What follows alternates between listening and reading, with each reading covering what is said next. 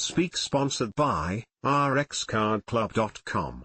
Get a free prescription drug card and save up to 85% on prescription drugs.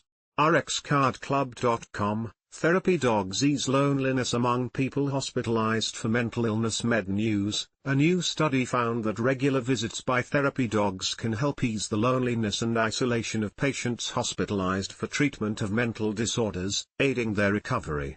The study, conducted at Virginia Commonwealth University, randomly assigned 60 patients receiving treatment for acute mental illness to 3 groups, one that received visits from therapy dogs, one that received visits from dog handlers but not the dogs, and one that received standard care.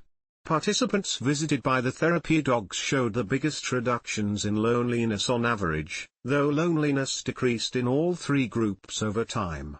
Researchers say loneliness poses significant health risks, especially for older adults and those with mental health conditions, and can contribute to conditions like heart disease, dementia, and depression. The researchers noted that the therapy dog visits also benefit the dogs themselves, as they gain something from the interactions. More research is needed to fully understand why therapy dogs are effective in combating loneliness in hospitalized patients. rxcardclub.com.